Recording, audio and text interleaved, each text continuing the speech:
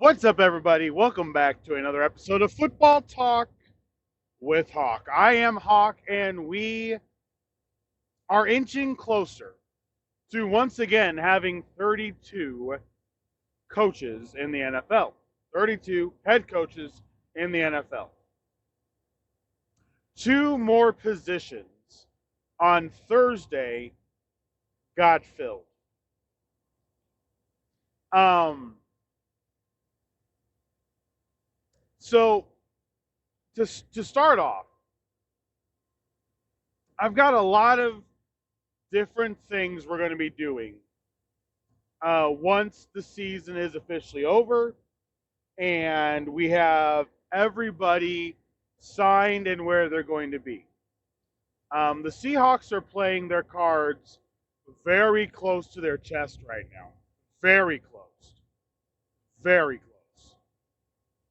Washington, the rumor is now that Ben Johnson is a slam dunk. Once Adam Peters was signed as the basic GM, I kind of felt that between everybody that Josh Harris has brought in, they weren't going to go the route of Bill Belichick. And when they brought Peters in, I felt it took out anybody that wanted personnel control. From what I have read and heard, Vrabel wants some of that. Pete Carroll prefers some of that. I would not give it to Vrabel, Carroll, or Bill Belichick at all.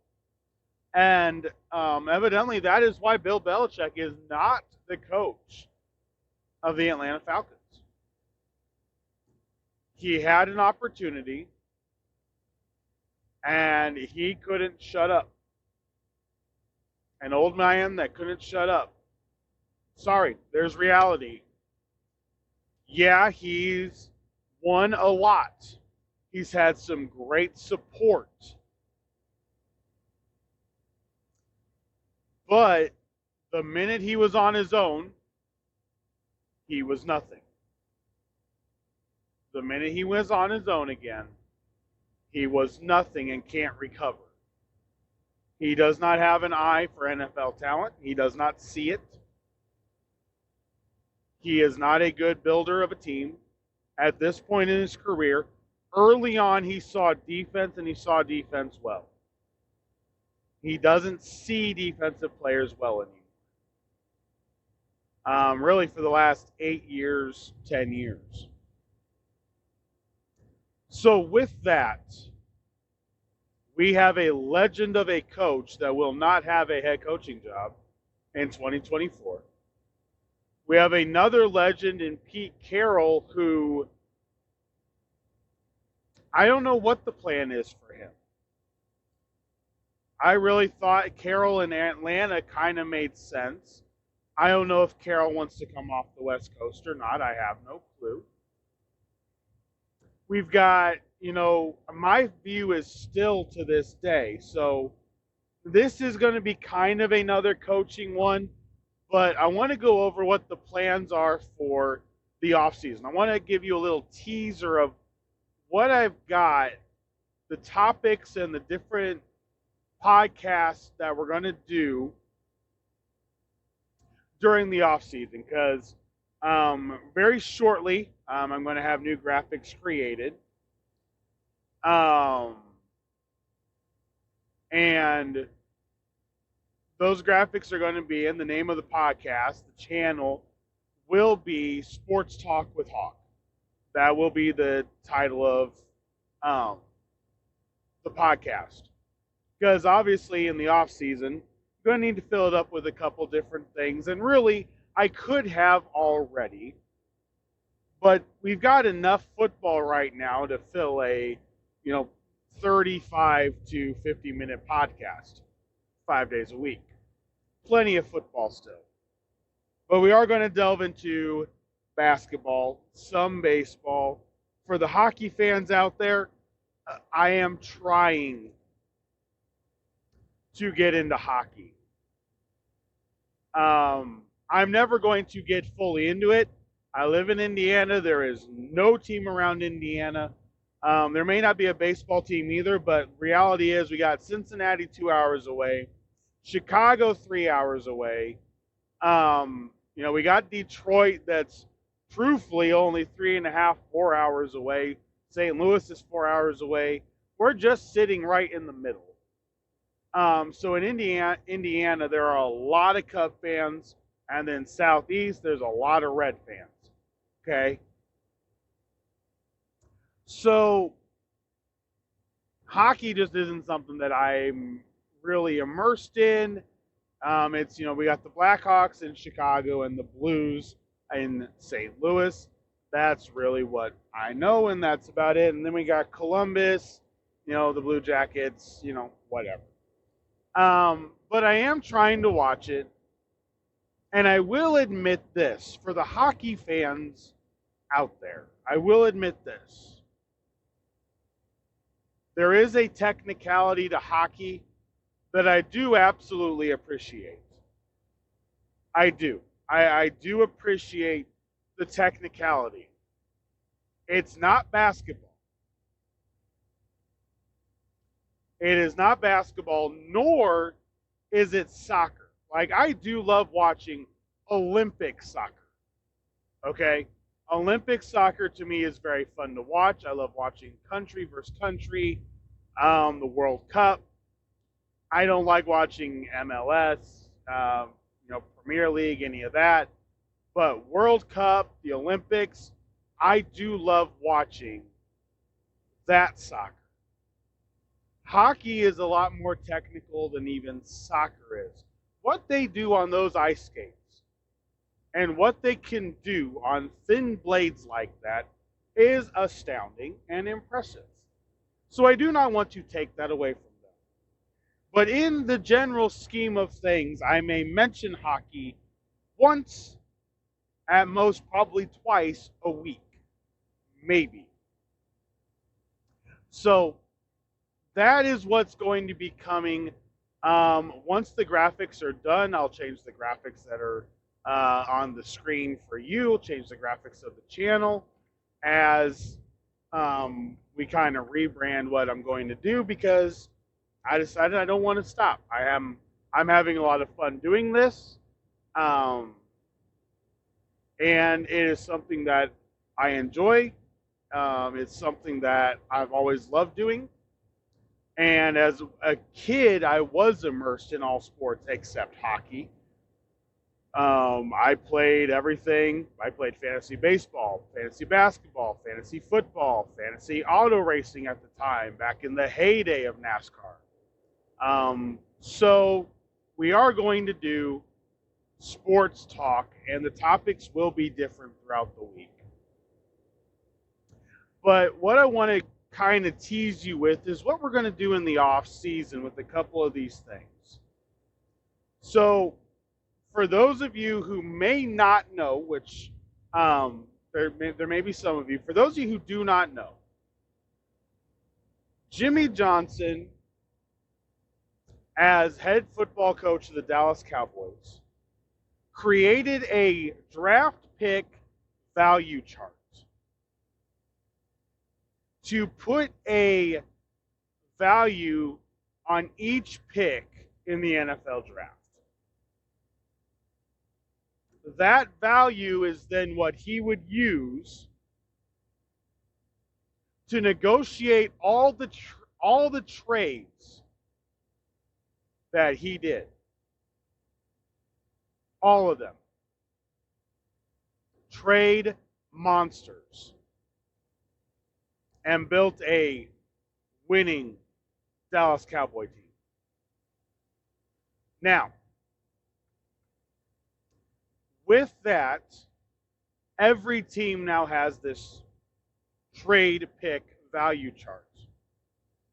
So in the podcast starting either next week or the week after, we're going to go through each team, probably the top 10 teams. We'll do picks 1 through 10, 11 through 20, 21 through 32. and we're going to go team by team, and I'm going to show you and give you the numbers of the value of each team's draft capital currently. I just want to say, talking about Dave Canales, who just got the head coaching job at Carolina, no big coach wanted that job. No big coach wanted that job. It may have cap space, but they know it's Carolina, and they know it's not a big market. They're going to have to overspend to get some free agents. Dan Morgan, the new GM, who is a bright guy, this is a John Lynch type GM, needs the ability to have time to do this because the previous regime in Carolina basically screwed the team for the next 2 years. The Carolina Panthers draft capital is currently 971 points on the draft chart. Okay? For comparison, the Chicago Bears are well over 4,500.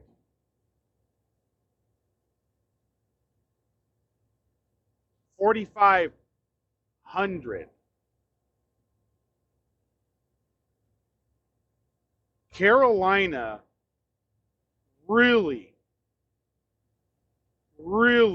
shot themselves in the foot in one of the deepest drafts we have had in the last 5-6 years. They shot themselves in the foot. And now to get draft capital. And by the way, there are teams that have some immense draft capital that don't need it. And we're going to go team by team what their draft capital is, what picks they currently have. This is one that this gets updated every time a player reaches a milestone. So like currently, the Atlanta Falcons hold Jacksonville Jaguars' third pick in the NFL draft, their third round draft pick, because Calvin Ridley completed playing more than 60% of the snaps this season for the Jacksonville Jaguars. It's a conditional pick. It moves to a second round pick if Calvin Ridley re-signs with the Jaguars this offseason. So, I have told you guys, I think they should talk to Chargers now. Talk to the Chargers now. The way the trade value chart works, if you remember last year, remember what happened last year. The Texans used the capital that wasn't their own. They used the draft picks that they got in the Cleveland trade to move back into the first round, the very next pick, and draft Will Anderson. That's using, in a sense, house money. You control 7 picks. Every year, each team has 7 draft picks to start out with. What you do to get more or less through compensatory picks or through trades, whatever it may be, whatever you do, whatever happens, you start with 7.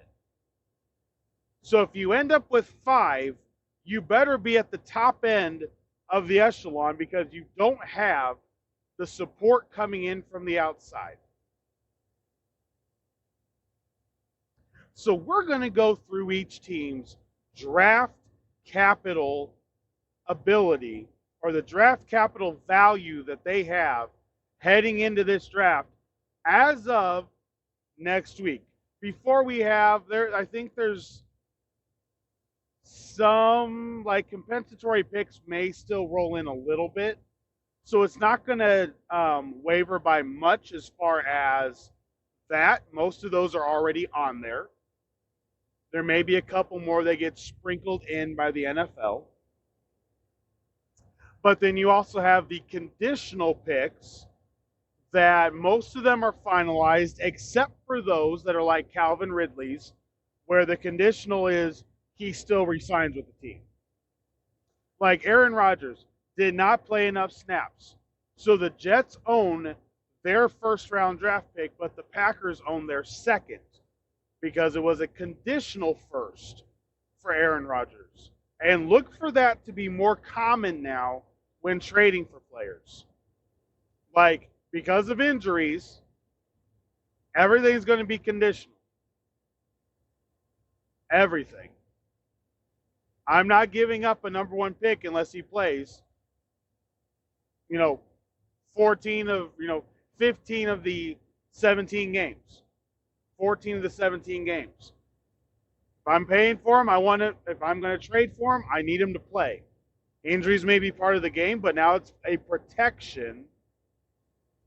The NBA's had protected picks forever. The NFL is now bringing in conditional draft picks. And look for that to start being a big way that GMs protect themselves from making a bad trade even worse.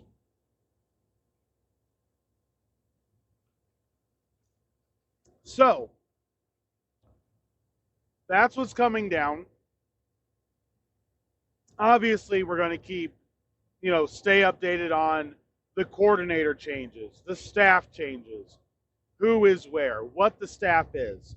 At some point, we will go down all 8 teams and look at the staff that each of the 8 NFL coaching hires filled out, because it matters. It matters. Who's going to be the offensive coordinator? Who's going to be the defensive coordinator? In Atlanta. So let's jump into this. We talked about Dave Canales getting hired. We'll dive deeper into that here in a second. But let's talk about Raheem Morris being hired by the Atlanta Falcons instead of Bill Belichick. If I'm Raheem Morris and I'm talking to Sean McVay, he and Morris have become really good friends. Morris has always been considered a bright coach. Tampa Bay didn't really work, but neither did the hire of Greg Schiano either. So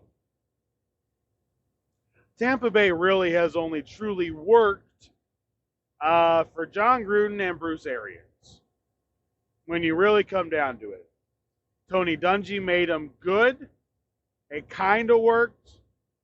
But Tampa Bay, very intermittent success. They're 500 over their last 3 years. Let's just be realistic. Yeah, Todd Bowles has been able to do, come on. They're still 500. That's all they are. They're not winning a ton. It's actually worse than Dungy right now. So,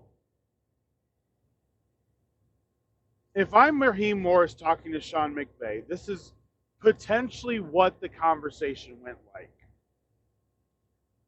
When you go into Atlanta, find out what the plan is for a quarterback. Talk to Terry Fontenot, Rich McKay, and Arthur Blank and say, I can't win without a quarterback. Are we willing to go get a quarterback? I believe they said yes.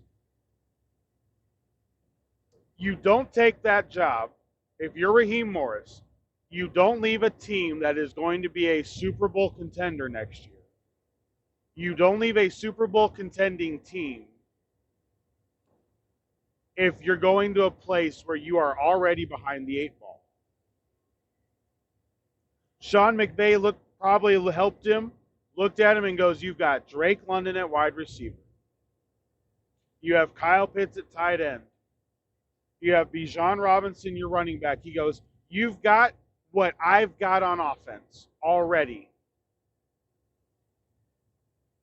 You know about Van Jefferson. We traded him to the Falcons. He just didn't fit in our receiver room anymore. But he's a good player. You've got him. You've got Allgeier, the backup running back. Solid offensive line. They're not bad. That Atlanta offensive line is not bad. And McVay goes, that is a job you can have success with pretty quickly, my friend. You can absolutely have success in Atlanta really quickly. Really quickly. If you get the quarterback. The only thing he needs is the quarterback. So right now, and I've said this for a little while, my view is simple.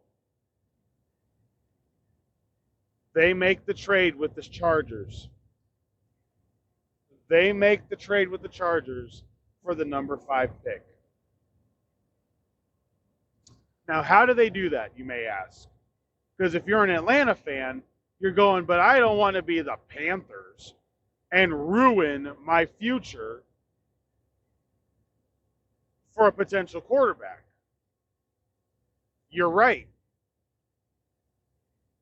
I already looked at it. This is one of the trades that I am going to back up with data that works according to what these teams are going to want.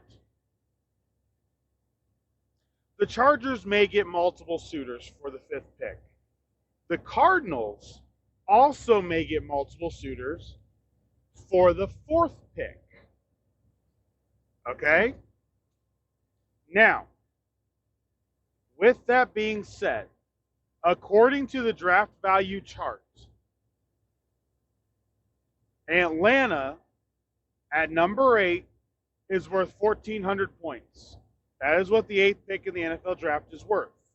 The 5th pick is worth 1,700 points. So Atlanta, in a sense, needs to make up at least 300 points in the trade to trade up if they were the only suitor and it was going to be a straight up deal. What could that be? Well, I'm glad you asked. Really simple. If Calvin Ridley re-signs with Jacksonville, Jacksonville's 2nd round pick is lower than theirs, obviously. They can trade Jacksonville's 2nd round pick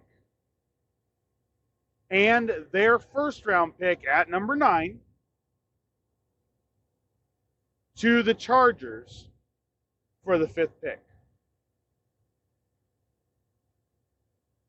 Jacksonville's 2nd round pick worth 420 points.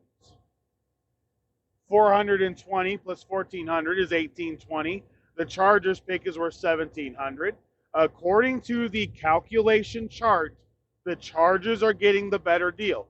Every team that gets traded to always wants to get the deal. So you always have to have the team receiving, okay, the team that's getting rid of the higher pick is always going to come out on top in the draft.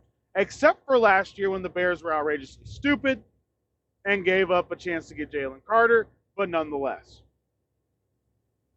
Some GMs are just bad at their job. Saying the Chargers won't be.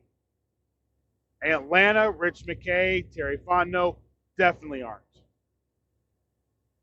They will work off of what is legitimately fair. Now, if the Chargers have multiple suitors, you could see a 5th or a 6th round pick being thrown in there as well. The Chargers want to get 3 picks for that pick. Or Atlanta goes, okay, what if we give you our 2nd, the higher pick of the 2 in the 2nd round? What if we give you our second, which ups the value, and our first instead of Jacksonville's second? It works. Arizona and the Chargers. The Cardinals and the Chargers are going to have multiple teams wanting to get up to their spot. Multiple. The Raiders, if they miss out on Cousins. Tom Telesco is a smart GM. There's kind of, there's this thing that he may have gotten fired because of bad contracts. Really? I see 3, but I don't see 3 that you could have known outside of Mike Williams. J.C. Jackson leaving New England, I didn't like the number that you paid for J.C. Jackson, but it made sense that you kind of had to get him. That one ended up being a whiff. Now, I don't think it was a whiff because it was of Telesco. I think that's a whiff because Brandon Staley sucked at being a head coach. And I'm still wondering if he's going to go back to McVay to reignite his coaching career as an assistant. But the other thing here is,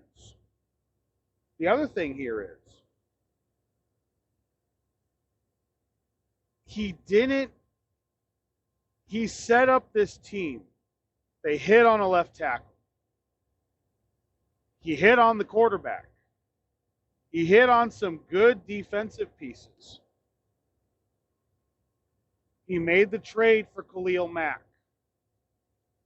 He set the team up to win. The coach just couldn't do it. Now, Tom Telesco stays on the West Coast and goes to the Las Vegas Raiders to help Antonio Pierce now build the Raiders up, and he's already got a good cupboard sitting there. He got Max Crosby, Devontae Adams, but he needs a quarterback. So the Raiders, if they don't get Cousins, if they decide Fields isn't a guy they want to trade for, I don't think that Telesco is going to go after Russell Wilson. There's reports that Russell Wilson could end up in Las Vegas. Why? You beat the guy.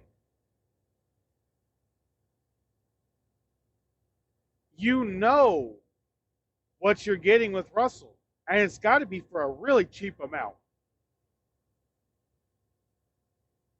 Like, Russell's going to go from being offered the contract he was in Denver to maybe being offered $30 million a year, and I think that's too high. 20 to 25 million is really honestly what I'd pay him. And he's going to feel insulted. Oh well, you did it.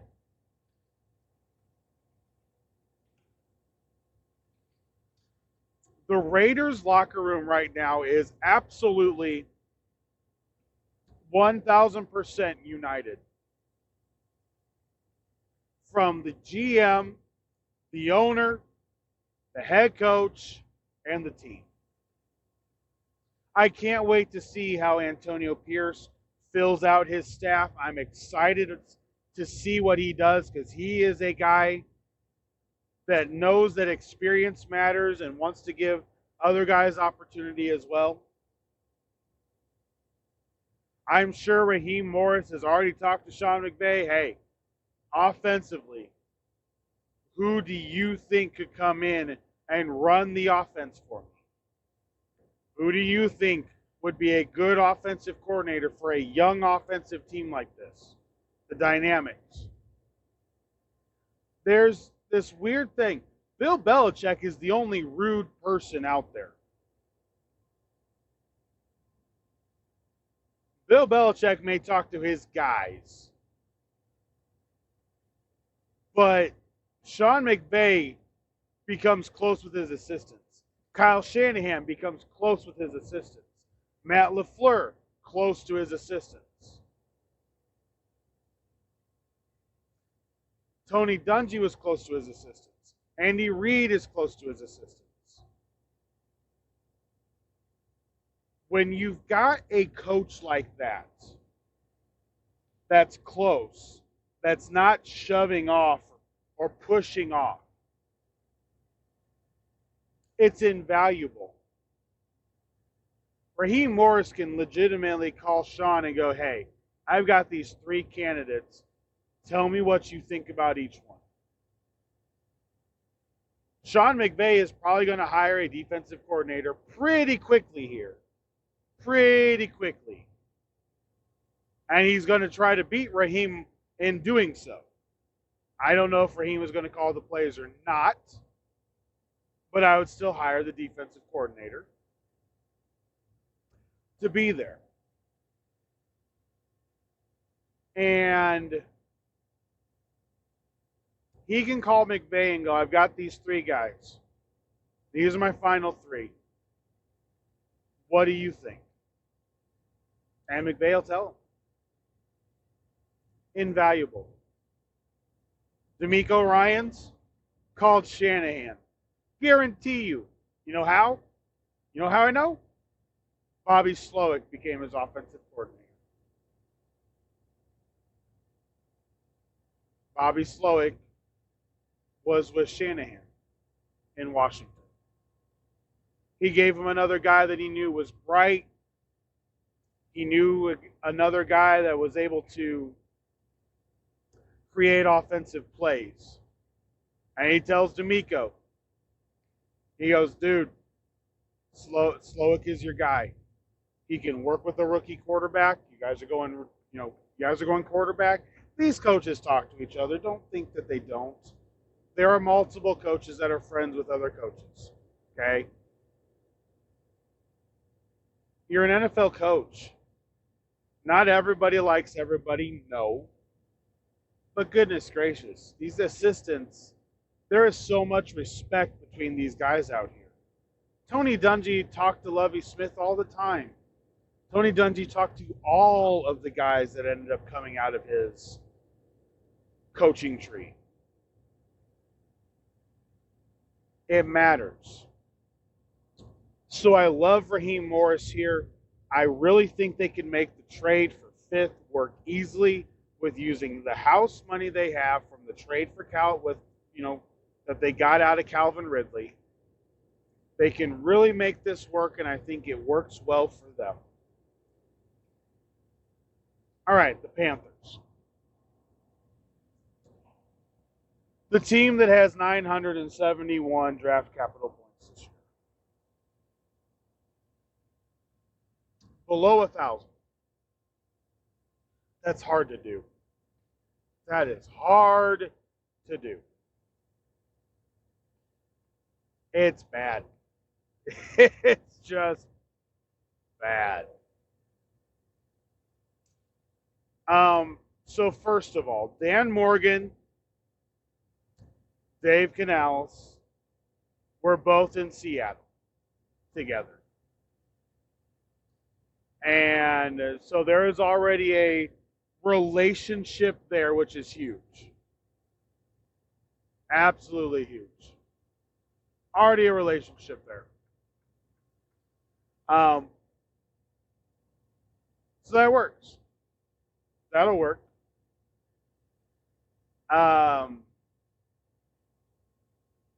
Canales probably, Dan Morgan probably told him, don't be afraid of coming here.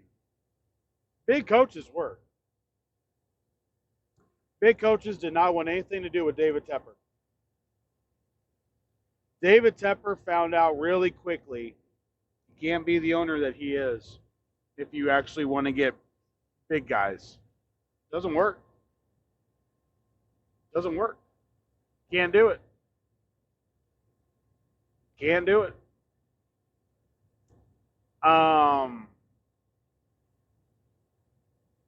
So how this is going to work out, I'm not sure.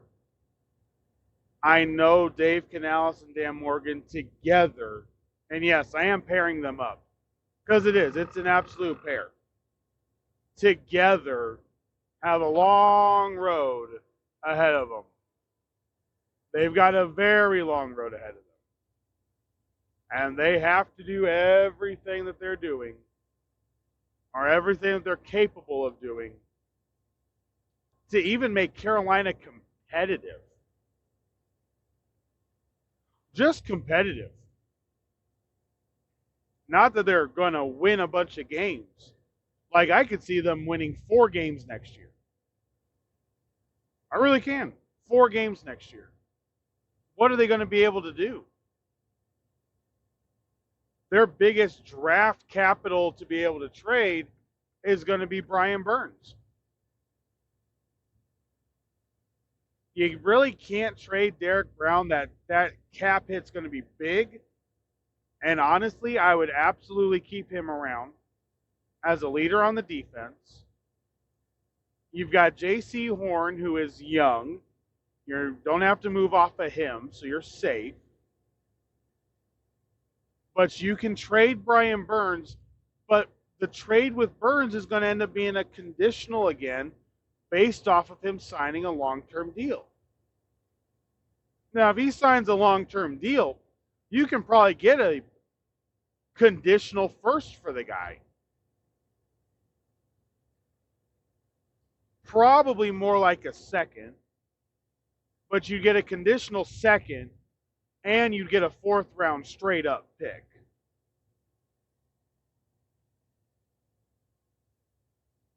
There's options here.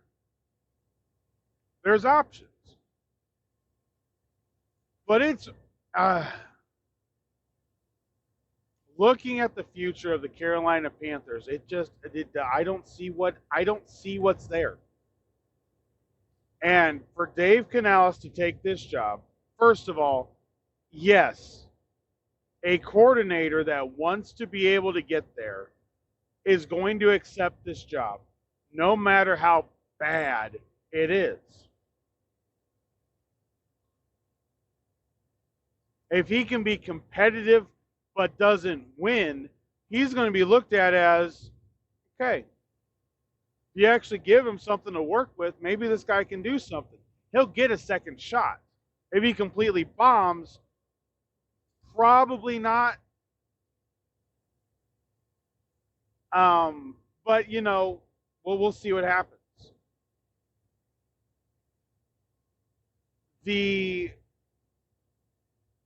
There's going to be a challenge.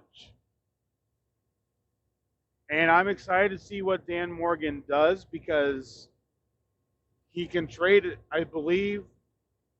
I've looked and I've played this out a couple times, and I believe he can trade 3 players. There's 3 players that are worth the trade value in some aspect that he can trade and get draft capital for. Burns is one of them. Frankie Louvu, the linebacker, is a second one. And then there's a third. I can't remember if it's the safety or the corner. Can't remember now. I played it out and I can't remember which one it was. One of them, there was a cap hit that basically washed out his salary, so you could call it, just basically call it a wash. But there was another one that his cap hit with being traded was like $4.5 million lower than his salary, so you would have come out well on top. But salary isn't really necessarily the issue because they got so much salary cap space. But you got to get the value for it. You don't want to really go upside down if you don't have to. So I'm excited to see what Dan Morgan does.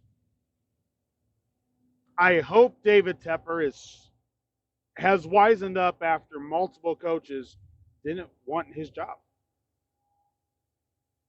They didn't want the job. No. It's not a place that you want to go if you're an experienced coach. That is a rebuilding, that is a college football team that just went 0-12. has a bottom 10 recruiting class and you're walking in as an experienced coach, you're like, no.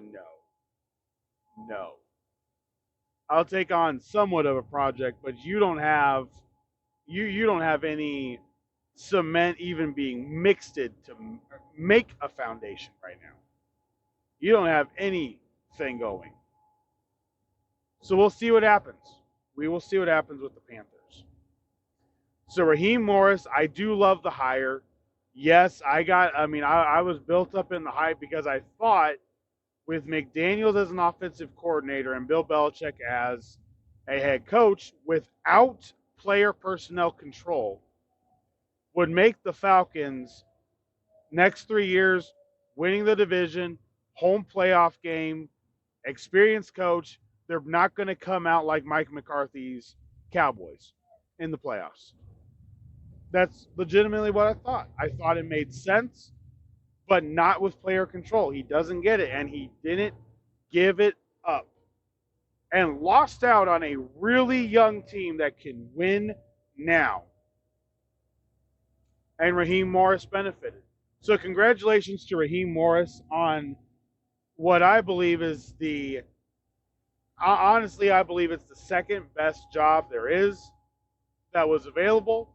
Like you guys know, the Chargers for me was third. I don't see the allure of the Chargers job when you've got a overcapped team already. Because your pieces that you thought you have or that were on the team this year are not your team for next year. But I've gone over that enough. Washington is still open. That is the one I believe is the best. And then the fourth best, in my opinion, is still open as well, Seattle. All the rest of them are now filled. Carolina, I thought, was the worst. They've got a coach now.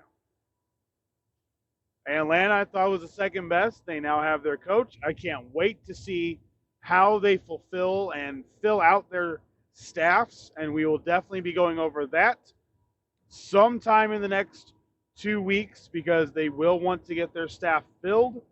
It may wait till after the Super Bowl. Some of them may have to hire guys away from other teams. But I'm excited to see what happens. This is fun. This is where you get the young coaches that may have not had a shot. And you get some other, like offensive coordinators that get a second shot, a second chance.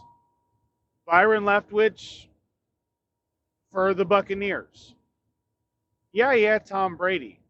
I'd like to see him come in with a rookie quarterback. I'd like to see him calling plays, maybe with Raheem Morris in Atlanta. Maybe he calls plays up in Seattle because I kind of thinking they're going to go defensive coach. I'm still wondering why it's not been Dan Quinn already.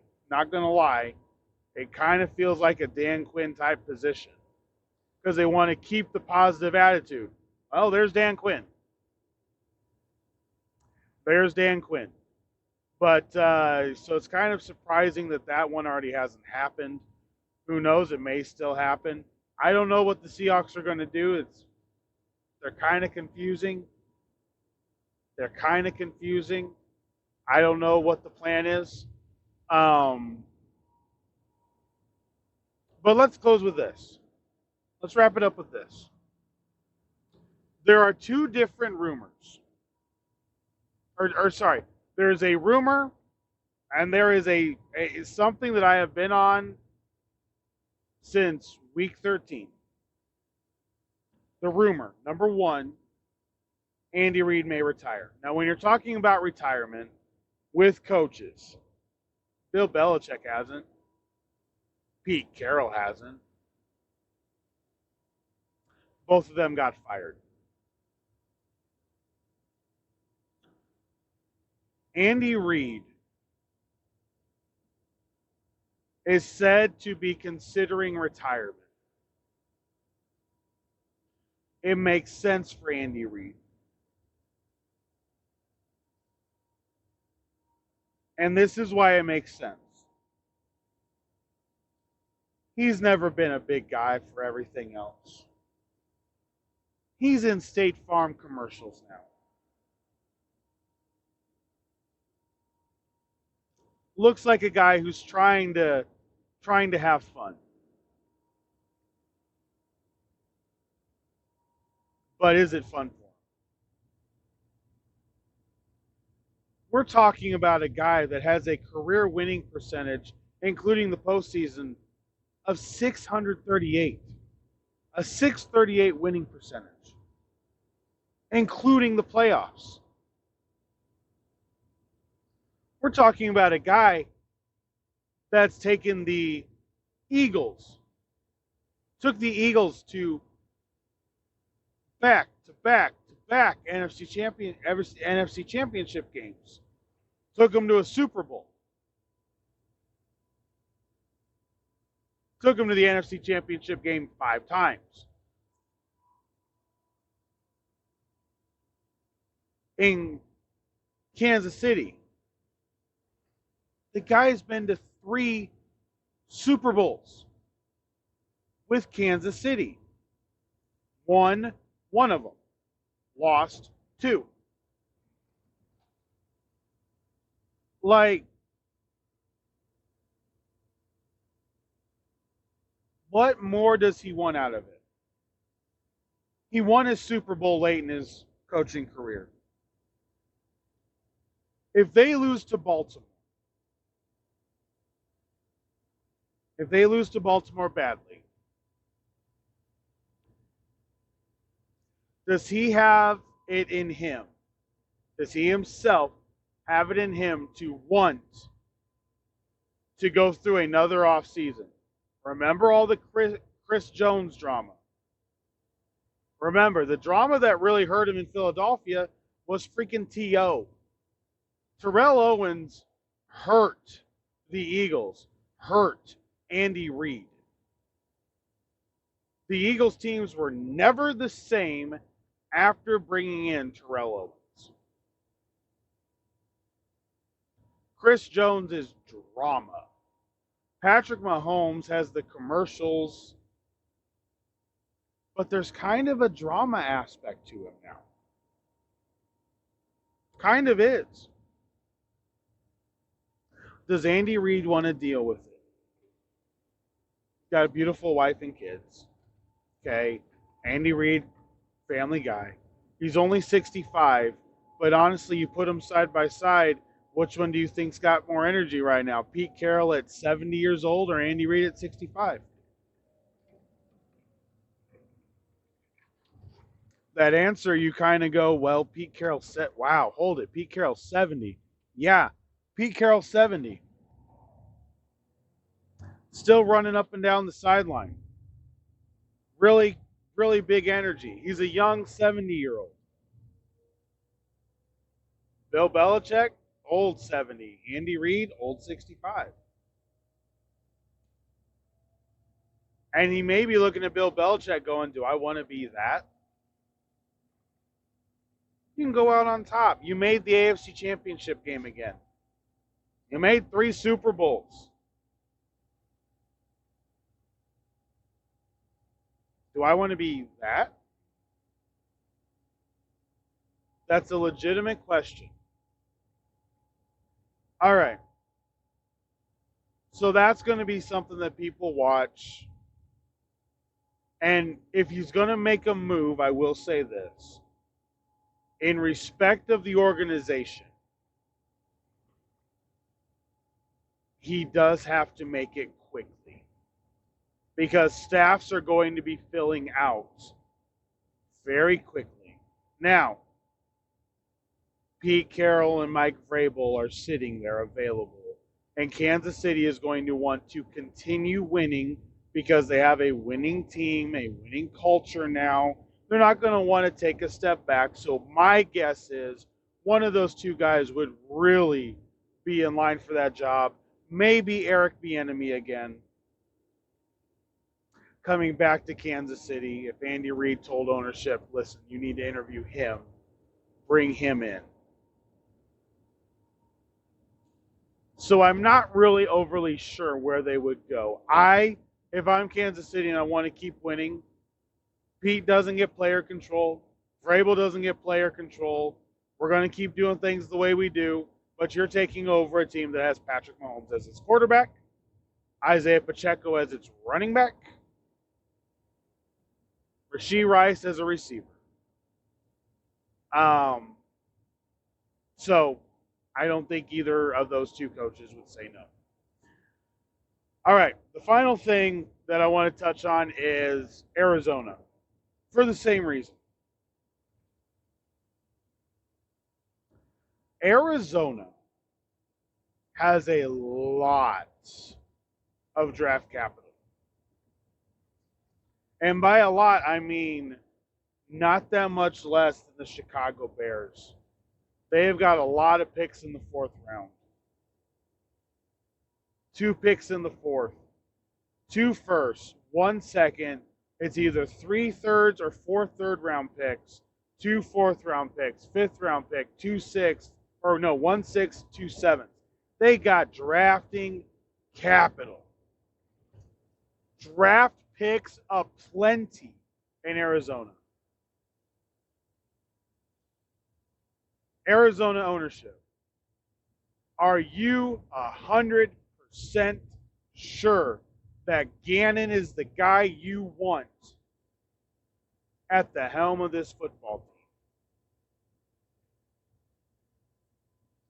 Are you sure?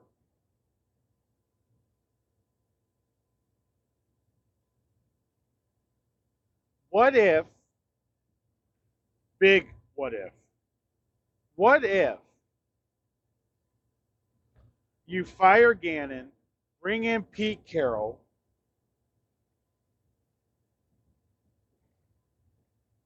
who brings in an offensive coordinator, the GM is really smart,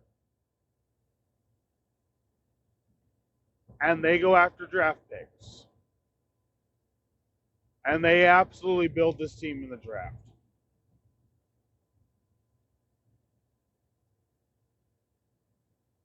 Honestly, no lie here. Honestly, the GM and coach are under immense pressure to nail this draft.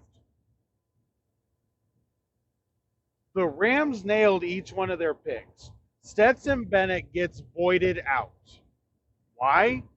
He may never play. It's never come out what actually happened.